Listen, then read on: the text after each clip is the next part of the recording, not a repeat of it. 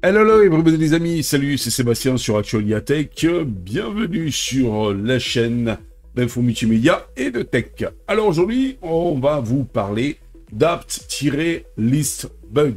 C'est quoi ça, Seb? Eh bien, c'est votre bouclier contre les bugs dans Debian. Mais qu'est-ce que c'est en fait exactement cette commande? Eh bien, apt-list bug est un utilitaire en ligne de commande conçu pour interagir avec le système de suivi de bugs de Debian. Vous savez, par exemple, si vous êtes sur Arch Linux, on vous dit souvent, avant d'aller faire une mise à jour, il faut aller regarder tout ça, etc. Les consignes de mise à jour, s'il n'y a pas des lignes de commande à faire, des trucs comme ça, et tout ça, etc. Sur Debian, c'est un peu différent, surtout sur Testing ou Seed.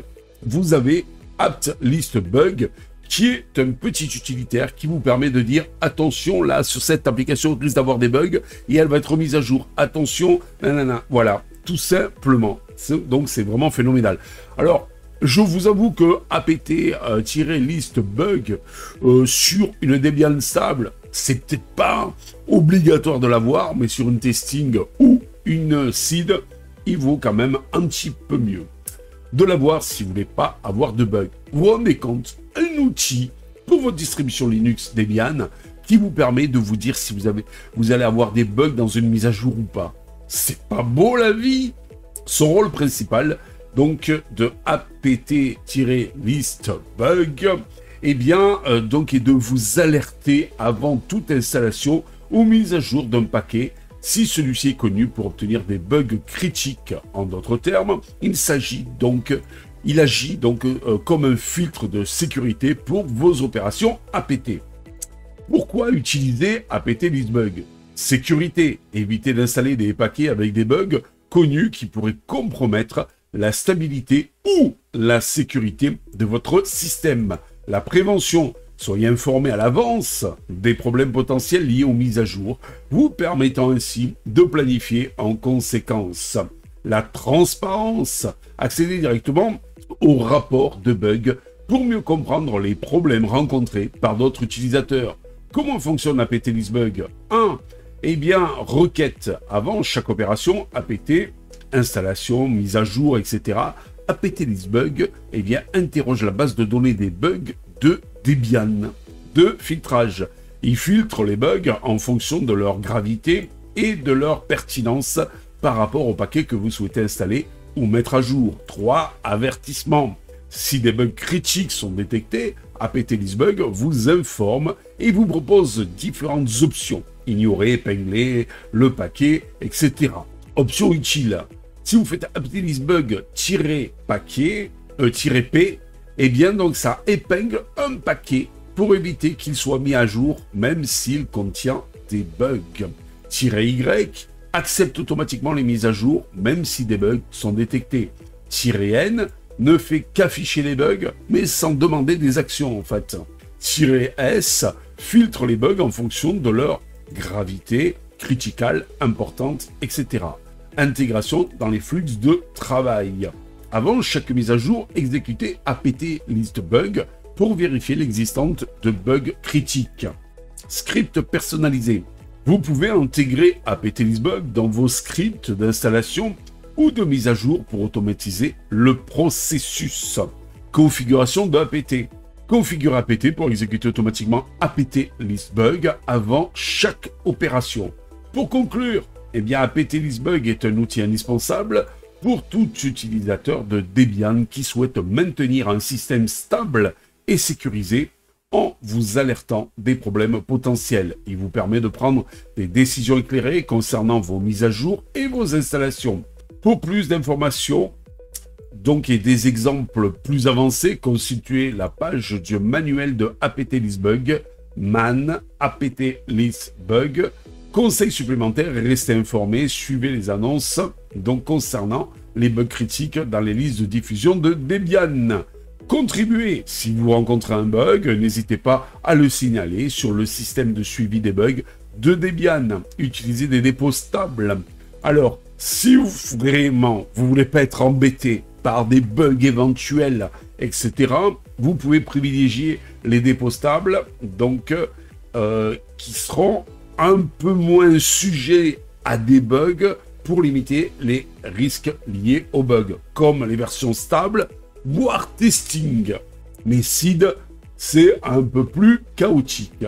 En suivant ces conseils et en utilisant régulièrement apt listbug, vous contribuez à améliorer la stabilité et la sécurité de votre système Debian. Voilà, ben moi maintenant je vous propose d'aller sur mon PC, jeter un petit coup d'œil à cette ligne de commande. C'est parti. Voilà les amis, donc on se retrouve sur notre PC avec quoi? Eh bien tout simplement avec Sparky Linux. Comme vous le savez, Sparky Linux, donc cette fois-ci ici en version GNOME, donc est basé sur Debian, testing, et donc pour éviter les bugs, eh bien on vous a parlé de cette commande-là. Et donc il y a 3 lignes à connaître principalement. Alors là, ici on a les commandes de ce côté-là. On va prendre notre terminal, voilà, hop. On va le mettre ici. On va l'agrandir un peu. Voilà. Alors, il y a déjà une commande donc à connaître, c'est celle-ci, sudo apt ou apt-get, comme vous voulez. Installe apt-listbug. Donc ça, c'est pour installer la ligne de commande. Nous, on l'a déjà fait, donc on ne va pas tout simplement le refaire. Et puis après, vous avez celle-ci.